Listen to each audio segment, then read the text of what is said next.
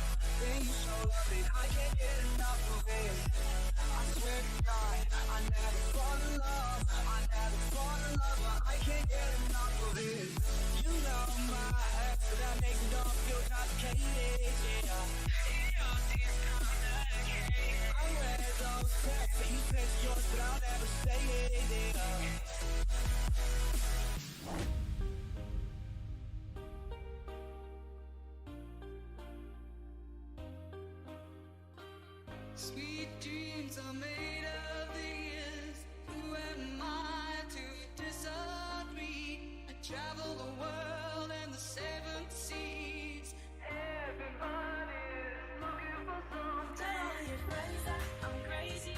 Drive you mad that I'm such a stalker, a watcher, a psychopath. The time you hate me and dated me just for a laugh. So why do you call me and tell me you want me back? You made me happy. Some of them want to abuse you. You made me happy. Some of them want to. What the hell is even that?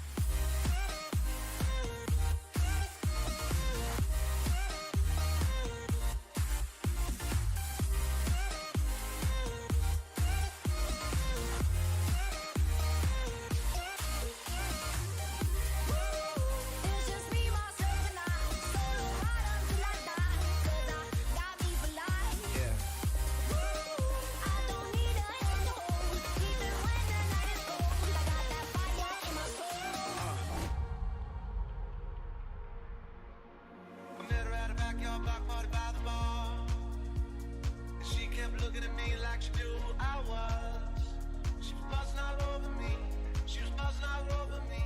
She was buzzing all over me like she fell in love. Waiting for tonight, oh, when you would be here in my arms. Waiting for tonight, oh, I've dreamed of this love for so long.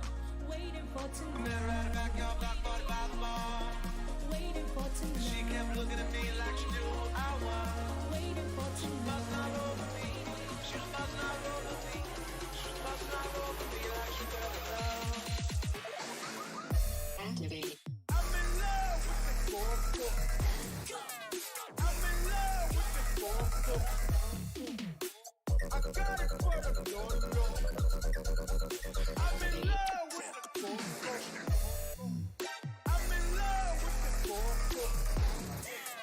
I'm in love with the four-foot. I got it for the yo-yo. Turn up. I'm in love with the four-foot.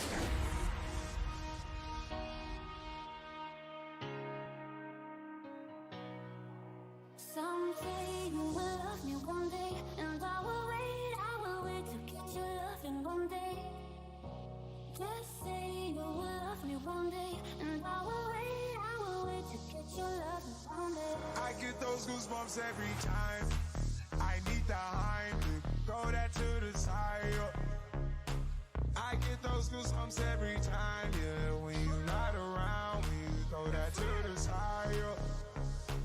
I get those goosebumps every time, yeah. We gon' do some things you can't relate. Yeah, cause we from a place you cannot stay. Or you can't go, or I don't know. Or back the fuck up off me.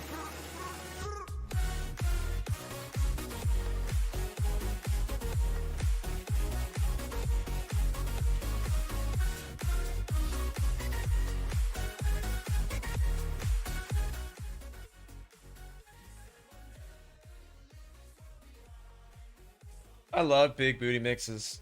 Dude, those are always my jam. I don't know if I'll ever change out of them. I love them so much. Chat, welcome. Welcome in. It is funny to me whenever we do these things. I know camera's not on. Hang on. It is funny to me that over on Twitch, we always, on Twitch, there's like little points you can gamble with, like channel points, they call it. So there you have like your cryptojack points and stuff like that. And it's just like for fun. It's funsy stuff, right? But we always do this thing you can gamble on right at the start of the stream. Am I going to be in a sleeveless shirt or with sleeves? And it's weird to me to not be doing that for YouTube. So that's kind of funny. But anyway, welcome in, guys. Welcome. Thank you for being here. I have not streamed on YouTube in a hot minute. So if there's something weird about the stream, the resolution, whatever, give me that feedback because I'm not going to know it, okay? I'm not going to see it on my end, on the back end. Streaming to Twitch is different from streaming to YouTube. It's a little bit awkward, but I think I got it ironed out. So anyway, welcome all. I see a lot of familiar names: Streps, Dev, Edemy, Faison, Ozzy, all you guys, welcome in. Good to see you. Do me a favor too. Here's what I'm doing. Let me just level with you guys. I am attempting to build my YouTube audience, right? To the subscriber count and all that kind of stuff. Really for one reason, and I talked about this on Twitch last night. It is to start to be able to monetize YouTube. Right now, I can't monetize YouTube at all. There's some thresholds you have to reach, and one is like a number of concurrent hours watched over a period of time. And I have not hit that. I'm relatively close. Like, I don't think it'll be all that big a deal to do. But if I can stream once a week on, like, so let's say a Monday, right around this time, which is the plan going forward, then hopefully I can hit that threshold relatively easily. So do me a favor and help me with this objective. All you got to do is hit the like button, retweet my tweet or whatever, whenever I say, hey, I'm going to go live on YouTube. Hit it with the like too on Twitter if you're a Twitter person. So all those things are very easy, low effort ways to help me out, and I would appreciate it greatly. So let's get into it. I hope you guys are doing well today. Welcome to Monday morning. So today, in honor of Juneteenth and all that, the TradeFi markets are all closed. So there's no action in the traditional markets. However, crypto is 24/7. And that is why I love it. And that's also why I have all these grays, that and my family and my kids and stuff. So let's look at what we have going on right now. First things first. Pause the music just for this fart. First things first, I want to go over a tweet that I put out this morning. And we're going to cover this in greater detail, but I want to go over this tweet. I'm going to link it in the chat right now. If you guys got it. You just got partnered on YouTube. Nice, dude. Congrats.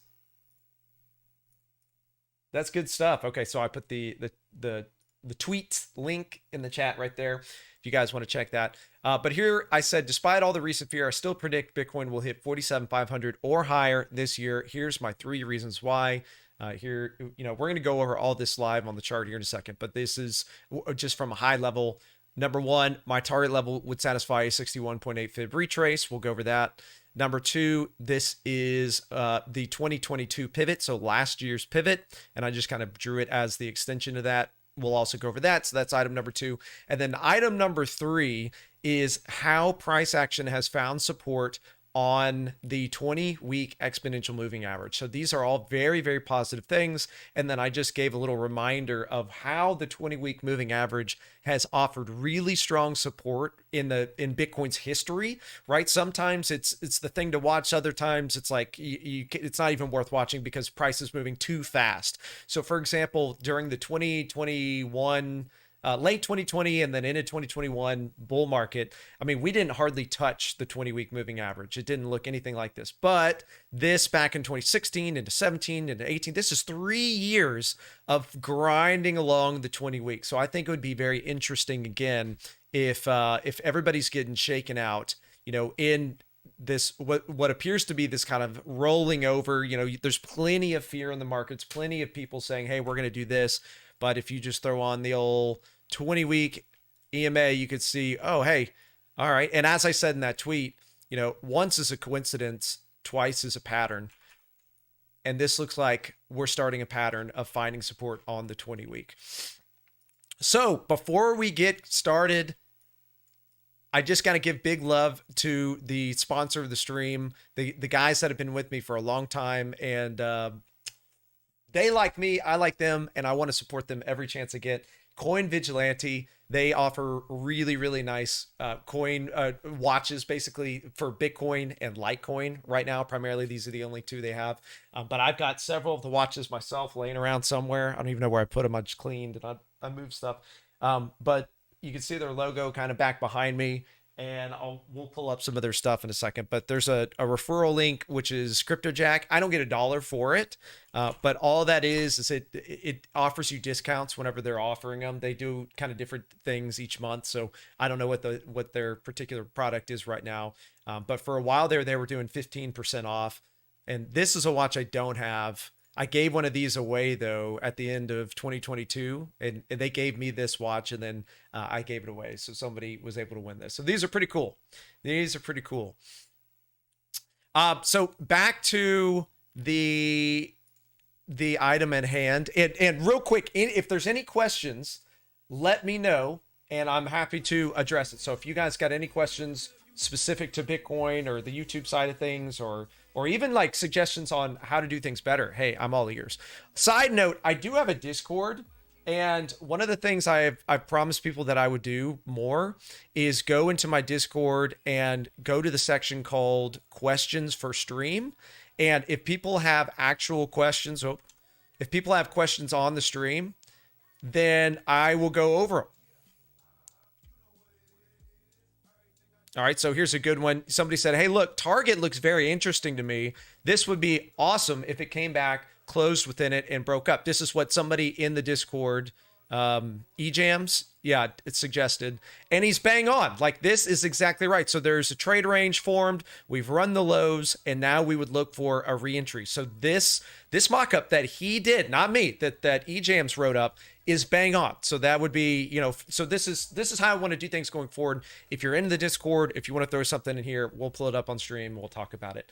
I should be able to stream on Twitch Sunday and Wednesday, and then going forward on YouTube at this time slot. So basically 12:30 to 1, somewhere in there, for about an hour on Mondays. So 3 times a week now, upping it from 2 to 3. And then we have Market Power Hour every other week with Bitcoin Schmitcoin and Josh Olszewicz. So I believe that's going to be later this week as well. So anyway, enough of that. Let's get into the Bitcoin specific stuff. I know you guys are itching to kind of get me to go through this. So we already went over the 20-week EMA. I did just want to show you. So here's what it looked like back here. But like I said, back in 2020 into 2021, it was kind of a nothing burger. It was really useless. This was up only. There's nothing we can use. I remember waiting for a retest of this and getting really weirded out when it never happened. I hate up only. Up only is how people get screwed.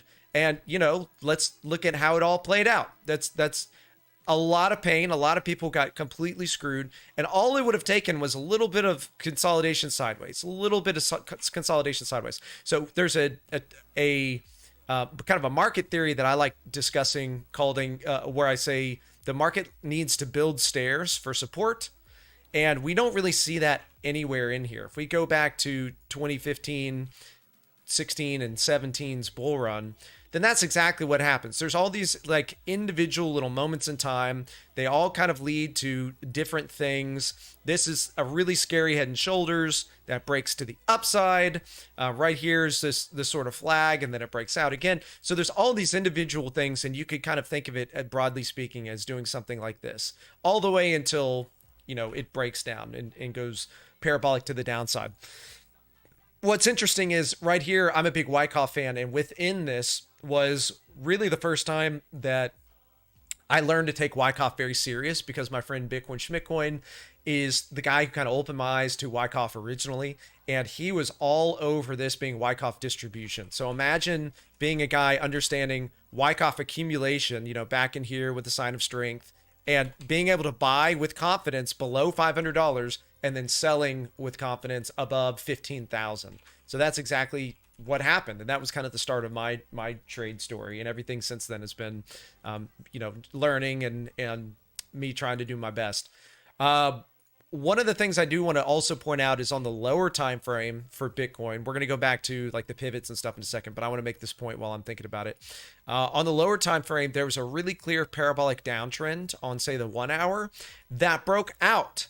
And not only did it just break out, but there was this sort of scythe pattern. You think of, you know, the death, the little death character who stands there, you know, holding the scythe, and this is an excellent drawing, by the way. I know you don't even have to tell me. This particular pattern, whenever I see this breaking up, this looks like the market tried to sell as hard as it could, and the bears failed, the bulls won. So I would absolutely expect this to be the start of our big move to the upside. This also correlates with the kind of higher time frame falling wedge, or consolidation pennant, whatever you want to call it, that is breaking up. Now, we have not broken through this diagonal. There's a clear little 45-degree-ish, you know, diagonal to the downside. You get a lot of bonus points toward like a bullish impulse to the upside with a break there. We've got to break above that for things to get really, really exciting. But for now, my particular expectation is that price does something like this, and I would give that up if we break back below. An easy way to look at this, by the way, is, okay, we have a fake out, and then a break to the upside is the expectation. This is invalidated with a new low. That's how I view this, because one fake out is fine for a move, you know, the opposite direction, but twice is more than likely, you know, what's actually going to happen. Like it's the real deal. One way to check your bias, remember guys, is to right click on TradingView and invert the scale. So if you were looking at this particular chart and you saw, you know, price was consolidating upward and this sort of rising wedge with a throw over and then gave it back, what would you almost always expect is a visit to the downside. So this is very normal trade range activity. This is almost always what you would expect. Nihal, what's up? What happened? You lost money in crypto? No. We're good, man. My bags are packed. So what I'm doing is I'm starting to stream once a week on Mondays on YouTube, and then I'm still going to do Sunday and Wednesday on Twitch.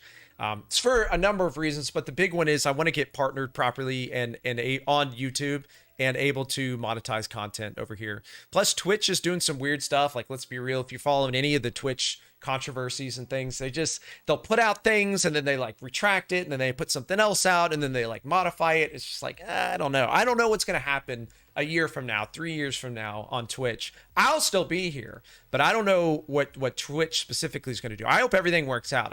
I'm a little uneasy, so I need to kind of like spread my base a little bit. So I'm building up the YouTube side as well.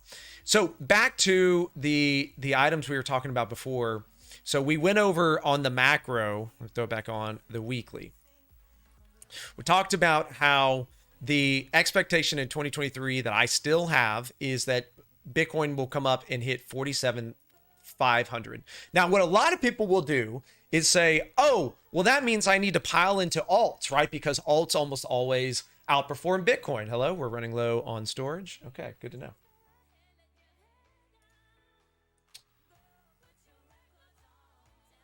Weird. Okay, you guys still good? I didn't just crash, did I?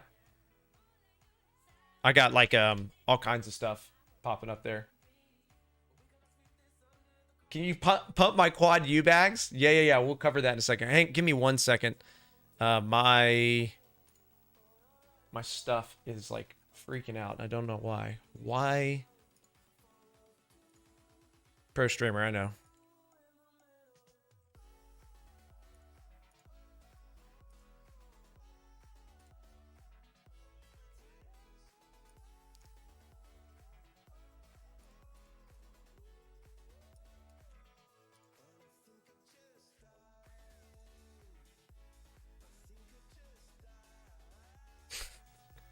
My computer has 40 megabytes free off of a terabyte. So it looks like I need to clear some space. I don't know how I just suddenly burned that much.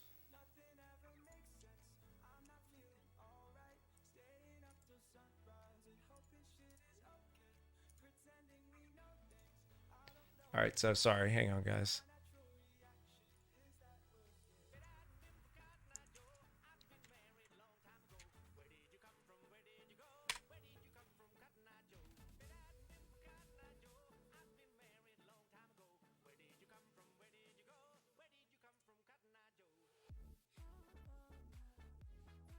What is happening? Sorry, my back end is like freaking out right now. I tried to delete some stuff and I'm getting all these errors. All right, this won't take but a second though. I already see what I need to do. Give me just like 2 seconds.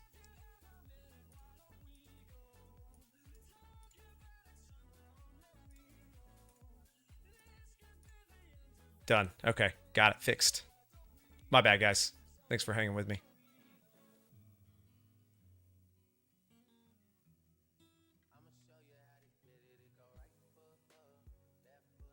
Maybe. Everybody good?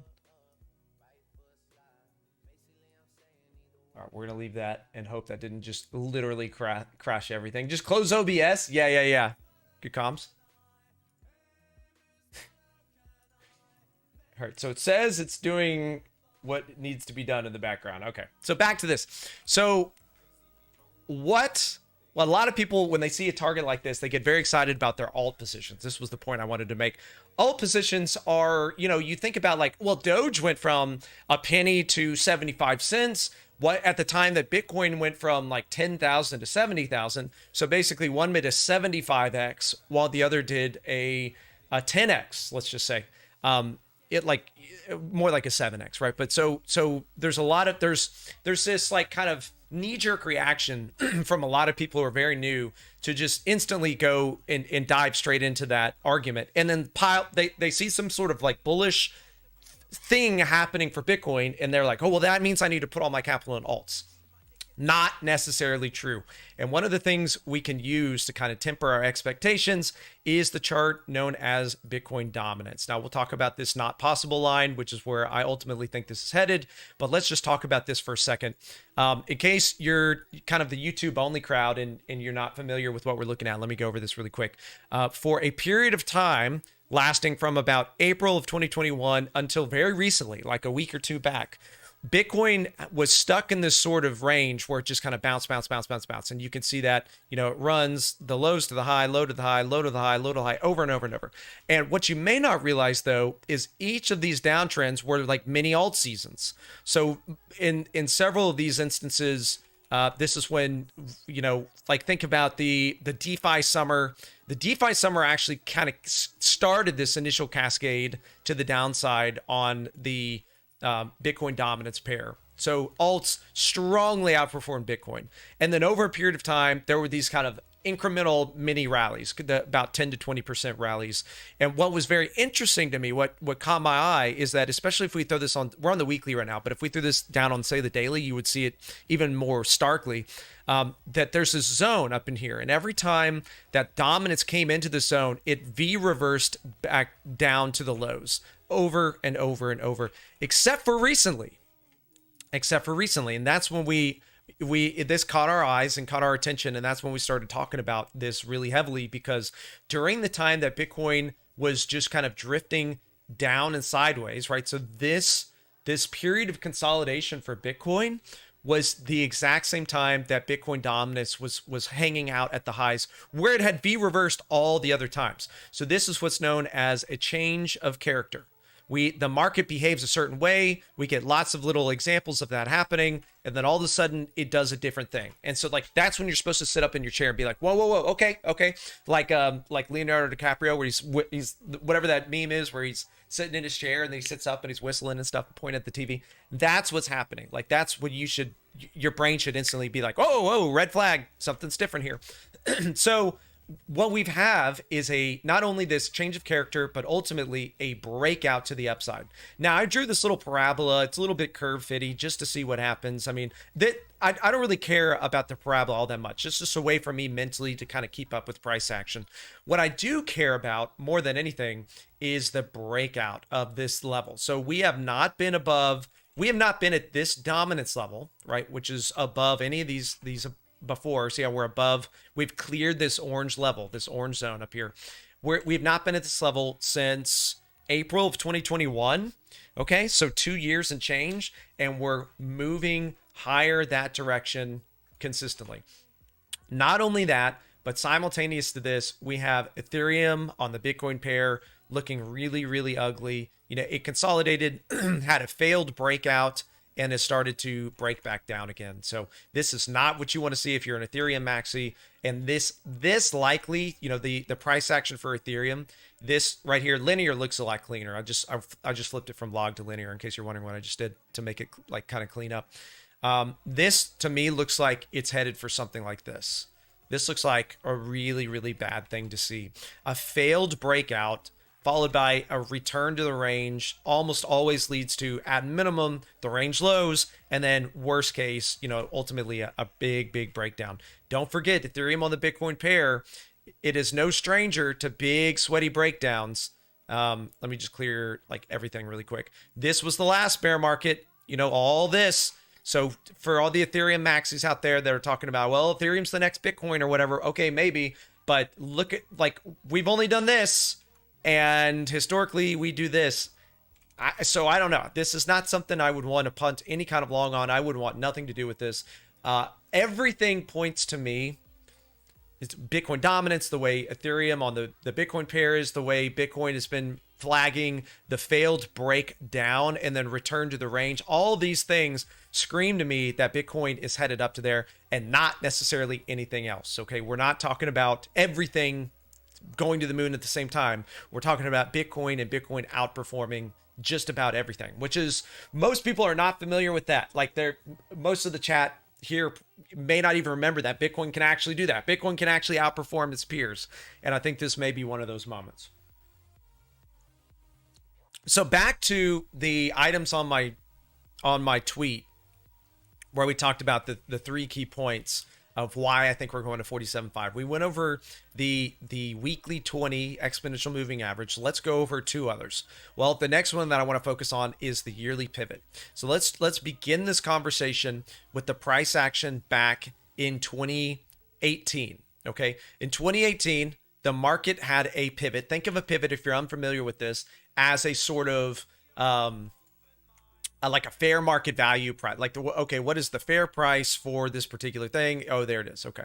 I'm going to turn off the support and like the extensions. There's like an R1 and an S1. I turn those off. So all we're focused on is the pivot line itself, which is this orange line and this orange line. So for 2018, it was right here. In 2019, it was right here. What did price action do in 2019? It consolidated. This was our Pico bear market bottom, rallied to the upside, smacked its head on this invisible line. And what I'm saying is, I suspect that the fact that the extension of this line runs right into that is very important. And I think we should keep our eye on that. And then it fell back to the support line and tested this. So it broke through it, tested this as support, and going into the bull market, you know, kind of off it went. Now, there was this very choppy thing, this little black swan event. In my mind, what I want to do is not try to predict something like this. So the way I'm trying to like model a sort of strategy that may work even amidst this volatility is, imagine if you were somebody that longed the breakout or bought somewhere down in here, you closed at the pivot, you relonged at the pivot, not on margin, so spot only long, and then you just kind of sat it out. And if you got the opportunity to add to your longs, then hey, that's great. But not many people saw a 1 week minus 70% drop or whatever this was from 9,000 to 4,000 in a single week. Nobody really had that on their bingo card. So I don't really think you can necessarily plan for stuff like that. I'm not a big believer in that. So what I want to do is be able to take advantage of something like take the long, close the long, relong again. And now my stack is twice what it was just from going up, close, up. And now I'm ready for the subsequent bull run a year and change later. That's my personal plan. So that's what happened back in 2018 and into 2019. Let's look at how that looks today. So something like that. Here's last year's pivot right here at this kind of 47.5, right? This is one reason why this line is here. And here is our current pivot right here for 2023. So we have 2022 and 2023. So imagine something like this, big explosive move, consolidation, just to give it back before the next bull market. So this would liquidate all the shorts. Anybody who was short all through this, imagine there's like a big kind of explosive wick up, and that blows out every short for this entire leg down. And then this move blows out all the longs for that, for at least for this part of it. The late longs, let's call them the late longs. So something like this looks like a diabolical setup for what could happen. Now there's all sorts of reasons, like Balaji infamously put on Twitter that he thinks Bitcoin's going to do like this straight to $1 million.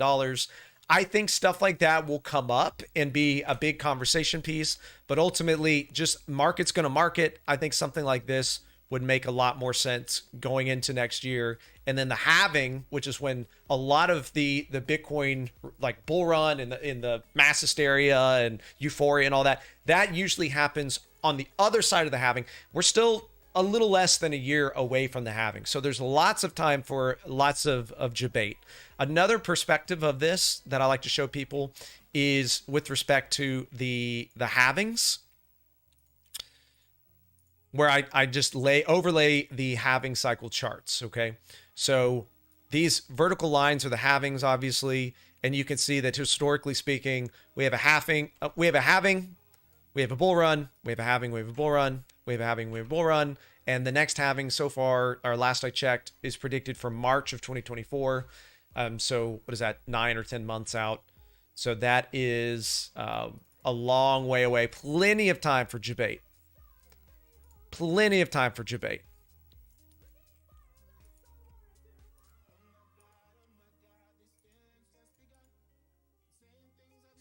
Questions? What's up, Jared? How you doing, buddy? Dominance, FBTC, and FUSD charts all line up with the triple digit F. Oh, I know. Ethereum on the dollar pair looks like death. This is not what you want to see. Like all these little uptrends breaking. There's an infinite number. And then worst of all, there's a sort of trade range where price came into it, ran the lows, came to the highs, came back near the low, ran the high back, and is closed back in the range. So no matter what this asset was, if this was gold or Tesla or whatever, it doesn't matter. If I saw this setup, I see a high, I see an impulse high, that correlates with the Ethereum unlock, literally as it broke out and failed. I call this a failure to launch. So this failed to take off. And now it has found itself back in the range. I think this is headed back in here. I've said this ever since this one candle right here, where it closed back in the range. I'm talking this candle right here. The conversation was, okay, we have a trade range. We broke, did some things. It broke out. It came back. Expect a retest and then a visit to the low at minimum. And we got our retest. And now I think next stop is the minimum. Now, what I went over on stream on Twitch last night was, okay, look, so obviously my bias for Ethereum on the dollar pair is down. So the bias is down. what would change my bias? This is a question that any good trader will always ask themselves if they're very net neutral and they're not like, oh, I either love or I hate this thing, because that kind of clouds their judgment. But so let's just look at this from a very neutral perspective. What would make us bullish? Well, to start with, if it broke this downtrend line, there's about a little 45-degree line on a relatively high time frame. Like if I throw it on daily candles, you can see that's relatively well respected, at least, through here. So let's just start with that. We got to pick something. I like this. So break the downtrend line is a good start. But then the bigger one, so this gets me sitting up in my chair for an Ethereum long. And then this one gets me really excited for it as a break above this level. Now, so this would have me flip my bias, a breakup and a breakout. So 1 and 2. Now, my bias would flip yet again back downward if this was yet again another fake out with a break back into the range. So bias at this point would be up and then fall back into the range, and bias would be down again. So this is kind of like how things would shake out. But for now, where I'm expecting this price action to go with a relatively high degree of certainty is all the way down here. Where are you storing your Bitcoins? Still Ledger? So I have a number of things. I have a Trezor, I have a Ledger, I have a cold card coming. I have multiple exchanges I'm set up on. So I've done it, like I've tried to kind of distribute what I can. And the only issue with Trezor, just as a reminder, is if somebody has physical access to your Trezor, there's a way to like hack it and get into it. So Trezor's not a bad fallback plan, right? Like unless you're expecting or think it's reasonable for someone to come like kick your door in. I'm kind of out in the boonies. It's not really something that I expect. I'm not like in the city where there's a million people around. I guess it can happen to anybody, you know what I mean? But that is a less likely scenario, I guess, at this point than say Ledger updating their firmware and giving the government all my information, and like taking my funds. I love that pre-halving graph. As a crypto noob, it makes it very understandable. Yeah, it's like that simple. But some people overcomplicate the he's talking about this, chat. A lot of people just overcomplicate this and they're like, no way. There's no way it's been that easy, and therefore it will not continue to be that easy. Hold on, I'll put these back in a second. So they like overcomplicate it. You know what I mean? What if it just is that simple? Halving equals bull run. You know what I mean? Are you still DCAing or is there still? Yeah, I have. So I do daily DCAs right now, but this is the majority of my entries are like, if we go over to my Twitter, I have a pinned tweet from January 12th, and this breakout was a huge deal to me. This was like the bear market bottom. This likely signaled to me that the bottom was behind us. Okay. So right upon this breakout, which you can see even on this chart, right? Well, I guess you can't with my fat face in the way, but it's about $18,700. So my final kind of long-term entries were around this 18,700. Now, those were not I wish those were like my highest long-term entries. My first buys got hit right at 25K. When this wick came down, this very first wick, those were my first levels of buys. So I have buys as high as 25K, but I have them as low as down in here. Like I actually have some entries at 16K, so average those two together. And basically I'm kind of averaged in throughout this whole thing and then went heavy in here. So let's say my average is like 20, kind of nice round number. I'd say that's probably fair for a long-term situation. So what would be nice is, imagine I'm kind of net long at 20, I close it at 48, and I relong at 25. So basically let's say I only had like one Bitcoin at 20. I sell my one Bitcoin, it drops 50%. Now I can afford two. So now I can buy two. So now I have doubled my stack leading in to the next bull market. That's the snowball of dreams. That's what we want to do. And then on top of that, if you can see, all right, here's the dream. Okay. Bitcoin does something like this and you're able to take advantage of it. Okay. So you buy, you sell, and then you buy again and it goes to infinity. And then at the same time, there's other charts that are kind of simultaneously doing something like, let's say Doge on the Bitcoin pair. So let's say up here's Bitcoin on the dollar and down here's Doge on the Bitcoin pair. Well, Doge is just probably going to do something like this. And then all of a sudden we come up and like the halving is somewhere in here, and then things get real spicy. And now I can rotate a little bit of this trade capital that I've already doubled into Doge or whatever. Take your pick. I'm just using Doge as an example.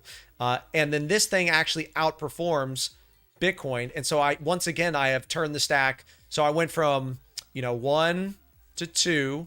And then here I went from like 2 to 10. Because it's like a 5x outperforming Bitcoin, and then I can turn that back into Bitcoin later.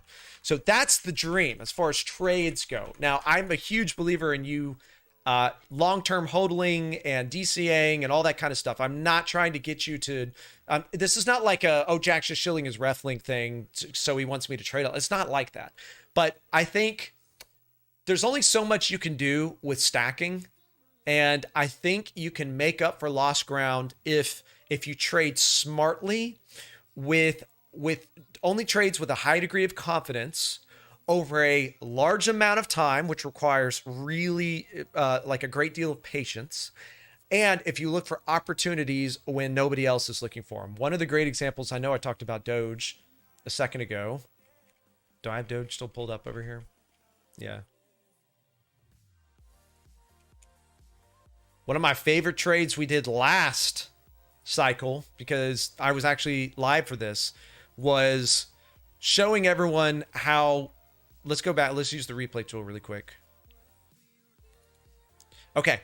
We talked about how, hey, look, Doge likes to do this thing where it runs the lows, it pops the highs, runs the lows, pops the highs, runs the lows, pops the highs. And so when we saw it back down here, this was a really good trade setup for me. So I actually have a lot of Doge buy, or had a lot of Doge buys somewhere in this kind of like 17 Satoshi, which is a little of like a fraction of a Bitcoin. So 17 Satoshi level down here. So I traded my Bitcoin that I was trading. So not my hold stack, but my trade stack. I put my Bitcoin trade stack into Doge, and kind of the rest is history. It popped off like crazy. But what was wild was I was at a Mexican food dinner with family when I got the alert that it was up here. So remember, let's say I put like 1 Bitcoin in it. I don't think I had a whole Bitcoin, maybe like 2/3 of one or something. That's a 15x from low to high. So 1 Bitcoin turns into 15 Bitcoins. You understand? That doesn't happen all the time. This was a result of all this. Do you understand? This was like 2.5 years of effort for a little moment of fun, little moment of satisfaction. So there's too many people out there that are like, oh, this time's, here, this is to the moon, to the moon, to the moon, to the moon, to the moon. And then down here, they're like, screw it, I'm out. But the guys who are looking for these opportunities, they're like, no. Now the chart looks good, and now I want to be somebody who buys and takes this trade. Now, in the effort of transparency, or in the spirit of transparency, rather, I think I got out somewhere in like the 120 range as an average. So that was like a 5 to 6x from my entries. I don't remember what the final thing was. 5 to 6x. That means I closed the majority of my longs when my plan called for it, which was in here. That means I did not get the satisfaction of that, of all this. I missed that. That's a missed trade. And that's okay. I still walked away with the 5 to 6x on my Bitcoin, and then later sold the Bitcoin top, that kind of thing. So I'm not crying. Like, I'm not upset. This is just how it goes.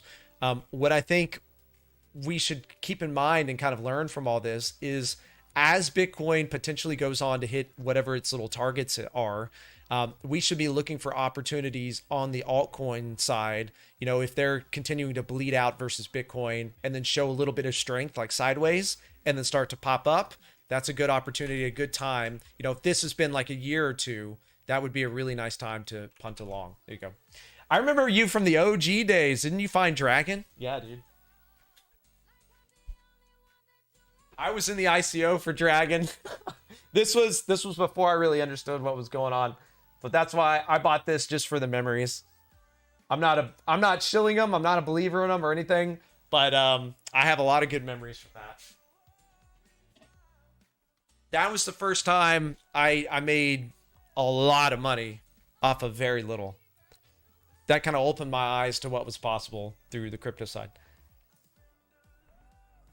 Making up for lost ground isn't a good mindset. Okay, well, I mean, fair. I think it's important to note that the halvings tend to coincide with other cyclical impacts. I don't think this was an accident. Well, Grayson, I agree. I don't think there's anything wrong with that as well. And that's why I've said for a long time that if we are going to see the crypto market rally, you know, after the halving and that kind of thing, then it would make a lot of sense that the traditional markets do the same thing somewhere around there as well. So the fact that we had a 13-month downtrend break, we've had these little retests, all this stuff, everything seems to line up for most, you know. I think what you're basically trying to say is if Bitcoin's going to pop off, it'll probably be risk on across the board. And I think you're probably right. I don't think there's anything incorrect about that. The past is the past. If you're watching the stream, you probably did better than 90% of people through it anyway. Yeah, for sure. That's kind of why I wanted to start streaming to begin with. Not because like, you know, like, oh, I'm God's gift to trading and I'm an oracle and all this kind of stuff. It's like everything that I do, I walk you guys through it like step by step. And I think zoomed out enough and with enough patience, it's more effective than just about any other type of trading that there is. And when I say trading, you know, understand that trading for me looks like this. Here's trading for me, okay? Very boring. I want to be a buyer leading up to the halving. So let's say I buy and then I sell somewhere in this. And then I buy and then I sell. And then I buy and then I sell. And then so over time, I'm snowballing and I'm growing it bigger and bigger. But we're talking about, especially for like the hodl stack that really I move during those kind of motions. We're talking about one buy and one sell every 4 years. Does that sound like fun? No.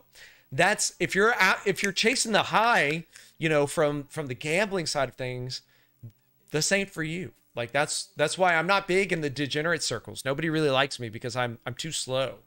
I don't think that I'm like methodical and, you know, but at the same time, that's why thanks to the things that we look at, like Wyckoff redistribution being one of my favorite things to watch for. Stuff like this has helped save not only me, but countless people who are watching the stream from really, really nasty drawdowns that they could have been stuck on the wrong side of. You know, whenever we see, okay, well, there's a horizontal, there's a sort of, you know, you could kind of bend your head and say, well, there's equal support. Well, is that a UTAD? That sure looks like a UTAD. And off we go. And in hindsight, yep, lo and behold, this was a really clean redistribution. Some people prefer not to use redistribution, and that's fine. They say, well, you know what, Jack? I actually think this looked more like a bear flag. And hey, more power to them. The idea is if we can build kind of a checklist of, okay, you know, we have 1, 2, 3 things happening. We have potential redistribution, check.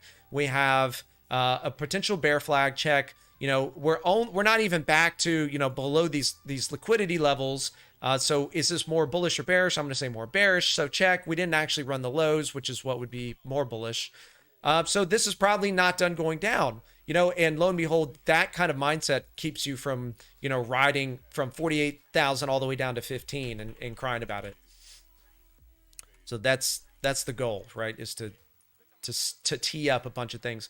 And back to the kind of the topic at hand, we have a similar setup here. There's a number of things going on for this target, for this 47.5, that is not happening on any of the alts. So this is not the time for alts. This is the time for Bitcoin.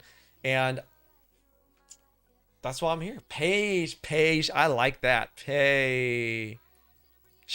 That's funny. Heading. That's funny, dude. What's main points from the last stream? Basically, you know, what we went over from this. I've covered a lot of it. Again, Quad U, we had some people asking about Quad U in the last stream. I still believe that Quad U is in the sign of strength phase.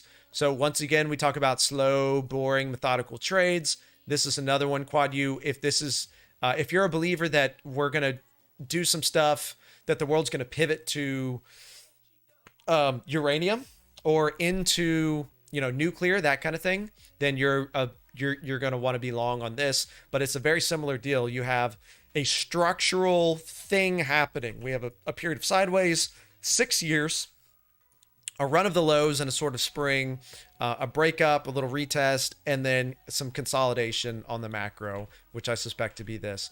And what you would expect after something like this is a sustained uptrend up through multiple levels, potentially making a new all-time high. The current high is at $250 ish.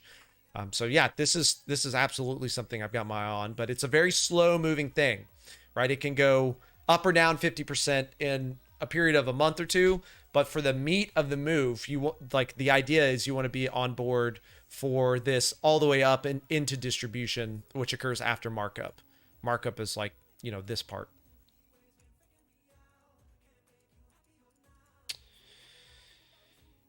So we went over Bitcoin. Let's see.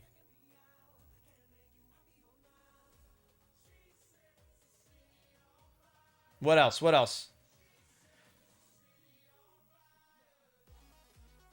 Let's see. Do you follow news too? Or are you just pure TA? I'm just pure TA. I don't care what the news is. It doesn't matter. Oftentimes, there's a saying. I didn't come up with this, okay? But there's a saying, and I found it to be very, very true. Show me the charts, and I'll tell you the news. So I have been able to front run many, many moves, especially in the world of crypto. One of my favorite ones was, you remember when like Elon sold Bitcoin? Remember that whole thing? Elon selling Bitcoin. And everybody was like, how could this happen? I think it was actually this candle right here, this one, which started arguably like the entire bear market downtrend. But what happened at that time was, we had just really nailed this Wyckoff distribution up here. We had a number of things we were watching, but there's a couple, as far as structure goes, there are a couple things happening. There's a bit of a trade range. There's this rising wedge. There's a breakdown, a retest, a failure to continue. So this level acted as support, as resistance rather, and then down we went, right? So this was a big deal. And then we acknowledged over here, it's like, hey, you know what? We have this sort of trade range forming yet again. I can't do it. 3-day makes it look kind of goofy.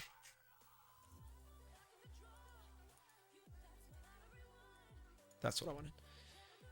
Hey, you know what? And at the same time, we're having this rising wedge thing again, and it broke down. I wonder if this is just the little bro to this, like basically a second distribution. Wouldn't that be interesting? And lo and behold, that's exactly like how things panned out. So this was, as soon as that rising wedge broke down, that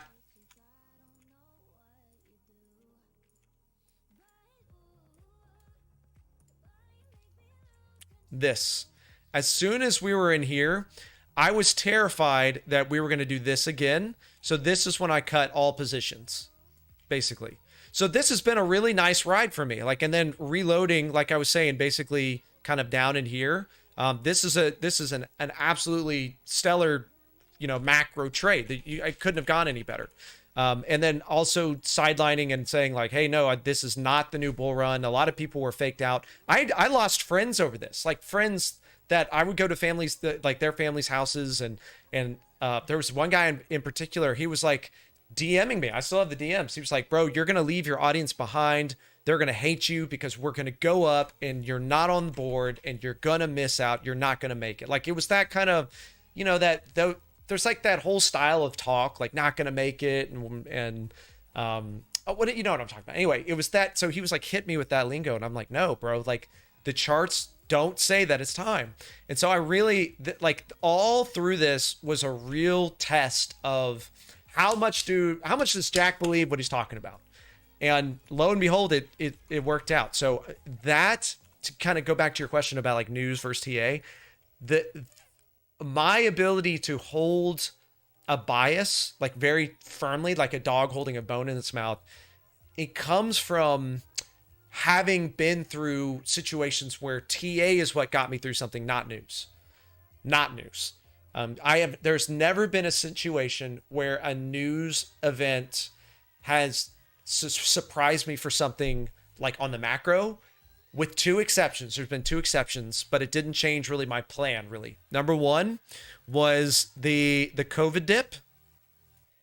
And I don't know if you could call that a news event, but let's just say, let's like kind of put that in the same camp. Okay. The fact that like COVID was spreading and we're all going to die and everything's going down. And Bitcoin fell like 70% in a week. That was wild. And number two was FTX being an actual scam.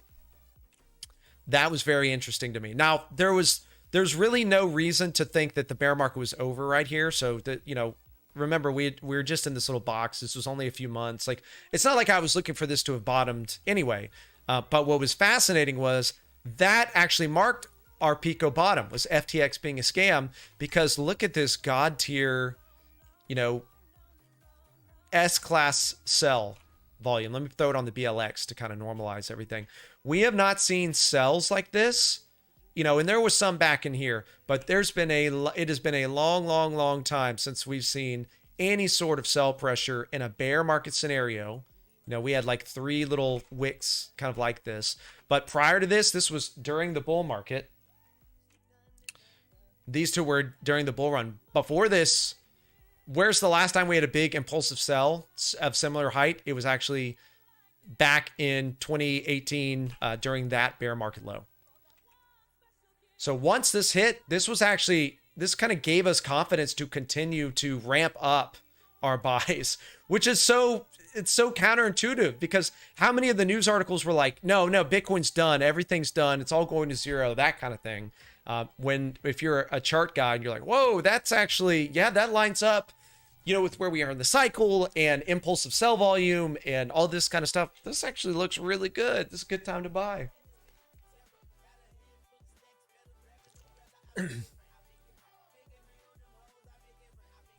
Josh, good to see you, buddy. I saw you said ridiculous, something like that would end a friend. Yeah. Well, some of you read between the lines and know some of the backstory, but this is somebody that I worked with early on and I don't anymore. And that was one stop, you know, that was one like kind of hole in the friendship it was too bad. It was a damn shame, to be honest. I still dream about it, like us being friends again and stuff, but oh well. All right, so look, this has been a pretty good stream. Any other crypto specific questions? I really don't want to look at specific stocks right now. This was more of like, we're just kind of kicking the tires. We're seeing how things were working. It seems like everything worked kind of okay. Somehow I blew up my hard drive just about. But yeah, other than that, I think we've gone over Bitcoin. We've gone over dominance. Looks like dominance is about to push a new high. It actually did hit a new high. Look at that. It broke 50. Bitcoin dominance hasn't been 50 in forever. Side note, I promised I'd come back to this, but on 9/14, which September 14th of 2021, chat said Bitcoin dominance back to 60 was not possible. Okay. And this was at the same time when I took a poll from this was my Twitch audience. We had like 500 people there. And I asked the Twitch audience, hey, are you more of a macro believer in Ethereum or Bitcoin? And overwhelmingly, the answer was Ethereum, which is too bad. Too bad for them. So this explains a lot of why, you know, number one, where was the crowded trade? It was that Ethereum was going to outperform Bitcoin literally forever, even through bear markets. And number two, it explains why people are getting kind of left behind and leaving crypto and like saying, oh, this is all a scam. And like, I knew this was, you know, and meanwhile, the Bitcoin kind of focus guys are like, yeah, this is literally what it's done every time. Like, and we're having this conversation, not as like nanny boo boo to the Ethereum guys. Forget that. What I'm saying is that was last cycle. There will be something similar next cycle. You understand what I'm saying? Like, okay, it was Ethereum staking and NFTs and IEOs, the initial exchange offering, those tokens. That was last cycle. The cycle before that, it was master nodes and ICOs. Remember we were talking about Dragon earlier, that kind of stuff. So what is the future going to hold? It's going to have something that's going to look shiny and exciting, kind of fool's goldy, and it's going to debate the masses into thinking that thing will be the next Bitcoin. And as has always been the case, they will be wrong. And it is our job to make smart trades using the momentum that those guys are creating. They're making the waves in the wave pool, and our job is just to ride the waves as best we can. Right? We're not gonna change what's happening, but we can ride the current if we can. Hello from Turkey. Hello. Hi from Texas. AI tokens, dude. I think you're right, dude. I think AI. Yeah, Dev said AI alts are gonna slap. Oh, I'm with you. I'm with you all day on that. Waiting 3 days for a bank transfer, and now it's a bank holiday. Please don't pump without me. Yeah, dude. AI tokens are... You know what I think will be hilarious is there will come a point when like a pseudo AI, a somewhat AI, like a proper AI, will be created. Enough of an AI intelligence will be created that it can manage its own money. Okay, so right now there are AIs out there. There's plenty of stories you can go Google where there's hedge funds that use AI to like make trades and stuff. But the concept and the way they paint this picture is like, imagine there's a computer making trades and there's a human watching the computer, like staring at it and kind of making sure everything's good. I believe there will come a day when AI, and this has been discussed in many books and stuff, where AI will be making its own independent decisions. So a great example is like an AI taxi. Okay, this is something most people can grasp. We already have self-driving cars like Teslas and stuff. So imagine you have a self-driving taxi, like a Tesla taxi, that is coordinated and controlled through an AI. And as a part of that, the AI is given its independence to take money from the customers, set its rates accordingly so that it's competitive in the marketplace. But then once it gets money, it can drive itself to a shop and like get itself repaired. And here's what I'm getting back to. I think it will be very funny if at the end of all this, the AI kind of looks around and surveys all the options in the world, and it's like, oh yeah, Bitcoin. Like, I'm gonna use Bitcoin. And then like imagine those headlines, like, whoa, the supreme intelligence itself. I don't know. I think something like that would be pretty funny. But anyway, we'll see. AI trader for regular public, that will be the next NFT. Yeah, like you invest in some AI trader and it trades your money for you, like a crowdsourced AI guy. That'd be pretty funny. All right. Anyway, guys, let's go ahead and call it there. Thank you for hanging out with me for an hour. Again, I'm going to try to do this regularly on Mondays, but I'm very close to 10,000 followers on Twitch, which is absurd. The fact that I've only really streamed chart content and crypto content. Every now and then we'll do some games and stuff, but let's be real. That's 99% of my content is just chart, like what we did today. It's charts. And kind of trailblazed doing that over on Twitch, and I'd like to say it's kind of paid off. So it's been pretty cool. So I will continue to stream there twice a week and then here once a week at this kind of EU friendly time. Fingers crossed. Family stays healthy and all that kind of stuff. So anyway, love you all. Josh, Dev, Eddie. Hope you guys all have a good one. Ozzy, always good to see you. Mike, all you guys. So y'all have a good rest of your day. And